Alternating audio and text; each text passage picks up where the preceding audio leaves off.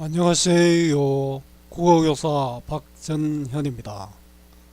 여러분 꽃 여러 송이가 있는데요. 이 꽃 이름이 정금나무 꽃인지 정금나무 꽃인지 모르겠습니다.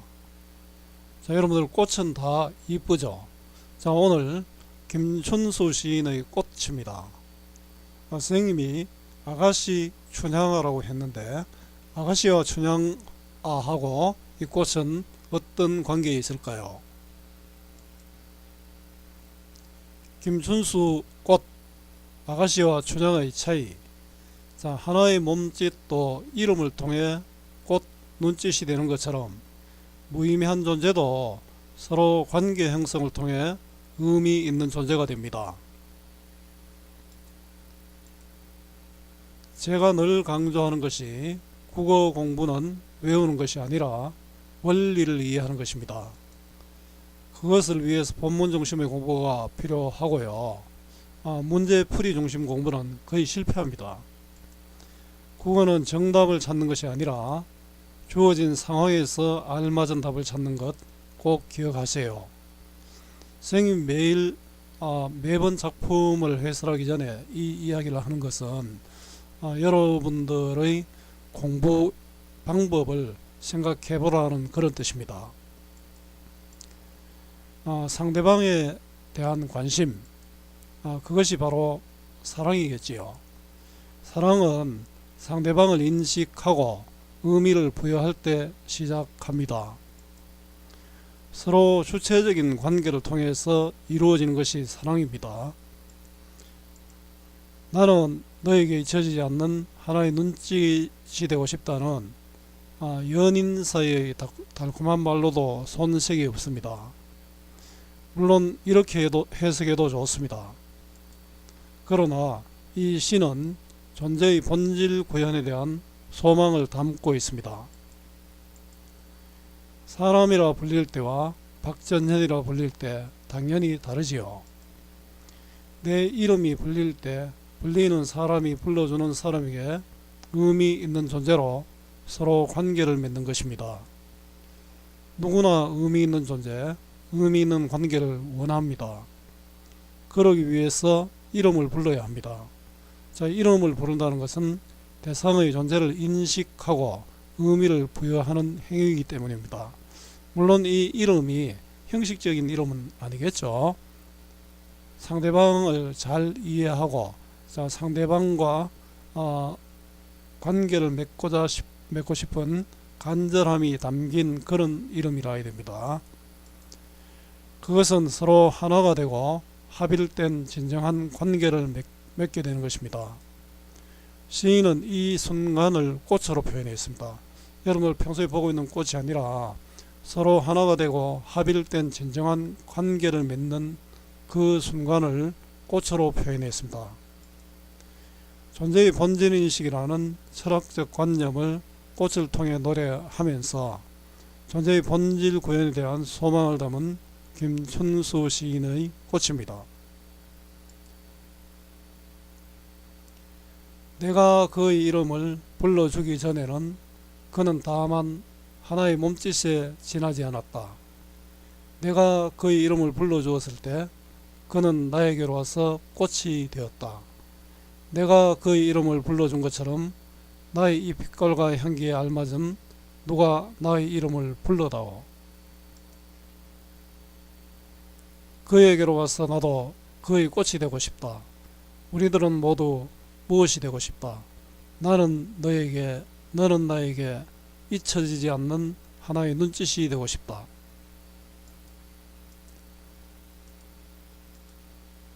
사물의 이름을 불러준다는 것은 존재들 사이의 진정한 관계를 맺는 것임을 보여주는 김춘수 시인의 꽃 해설 시작합니다. 내가 그의 이름을 불러주기 전에는 내와 그가 나오죠. 자, 내는 뭡니까? 인식의 주체죠. 내가 이름을 부르는 사람이다. 그죠? 내가 어떤 대상을 인식하는 주체가 되고요. 그는 인식의 대상입니다. 불리는 사람이죠. 내가 부르고 내가 그의 이름을 부르는 거잖아요. 자, 이름을 불러준다는 것은 우리 한자어로 명명한다라고 이야기합니다. 혹하다가 또 이름을 불러준다는 것을 명명이란 말로 나올 때도 있습니다. 그 이름을 불러준다는 것은 대상의 존재를 인식하는 행위로 볼 수 있죠. 그리고 그 대상에게 내가 어떤 의미를 부여하는 행위가 됩니다. 내가 그의 이름을 불러주기 전이라면 대상과 내가 특별한 관계가 없죠. 그래서 이름을 불러주기 전은, 이름 부르기 전은 대상을 인식하기 전, 특별한 의미를 부여하기 전이죠. 그는 다만, 자, 그는 내가 바라보는 대상이다, 그죠? 인식의 대상이죠. 하나의 몸짓에 지나지 않았다. 자, 여기 하나의 몸짓은 내가 특별한 의미를 가지고 바라보는 것이 아니죠.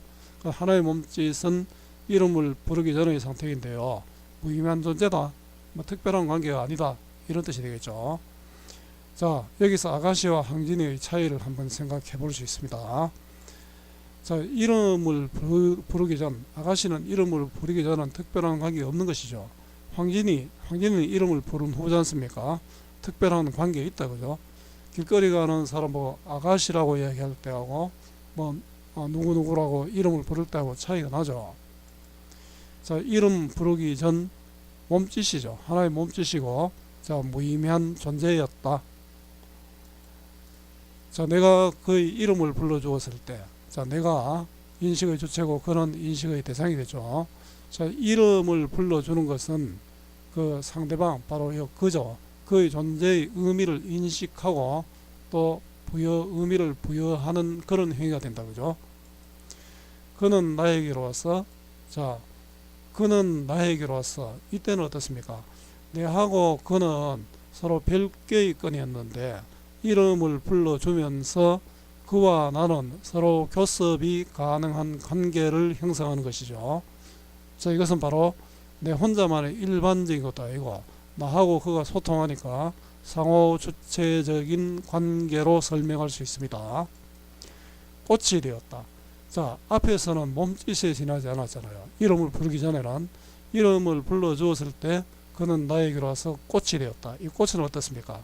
의미 있는 존재가 되었다. 너와 나는, 내와 그는 의미 있는 관계가 형성되었다.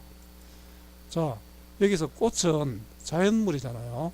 자연물 꽃으로 관념적 내용, 즉 의미 있는 존재, 의미 있는 관계를 드러냈습니다. 다시 말하면 관념적은 추상적이라고 할 수 있죠. 자, 구체적인 꽃으로 추상적인 내용을 드러내고 있습니다. 자, 이름 부른 후 꽃이 되었다. 즉 의미를 가진 존재가 되었다라는 뜻이지요. 내가 그의 이름을 불러준 것처럼, 자, 내는 인식의 주체죠. 그는 인식의 대상이었죠. 이름을 불러주었다는 것은 그의 존재를 인식하고 의미를 부여했다는 것이죠. 나의 이 빛깔과 향기에 알맞은, 나의 이 빛깔과 향기는 나의 본질이죠. 존재의 본질이고 내만 가지고 있는 개성적이고 본질적인 어떤 것, 본질적인 가치가 됩니다. 누가 나의 이름을 불러다오. 자, 이름을 불러다오는 나의 존재를 인정해주고 관계를 맺어도 인식해주기를 소망하는 것이죠. 그에게로 가서 나도 그의 꽃이 되고 싶다. 자, 여기 어떻습니까? 그에게 의미 있는 존재가 되고 싶다. 자, 이 부분은 고 싶다지 않습니까? 갈구적 어조라 했는데요. 갈구적 어조는 간절히 바란다는 뜻이고, 쉽게 말하면 소망적 어조입니다. 자, 의미 있는 존재가 되고 싶은 납니다, 그죠? 우리들은, 자, 여기 우리들의 주목을 할 필요 있는데요. 앞에서는 나가 나왔잖아요. 나의 소망이 우리의 소망으로 확대되고 있습니다. 그 개별적 특수한 것이 이제 보편적이고 일반적인 의미를 얻는 것이죠. 무엇이 되고 싶다. 자, 무엇은 의미 있는 존재가 되고 싶다는 그런 뜻이죠. 나는 너에게, 너는 나에게, 바로 나는 너에게, 너는 나에게 서로 어떻습니까? 의미 있는 관계가 성립된 것이죠. 잊혀지지 않는 하나의 눈짓이 되고 싶다. 자, 잊혀지지 않는 하나의 눈짓, 서로 의미 있는 존재가 되고 싶다. 자, 꽃과 눈짓은 의미 있는 존재죠.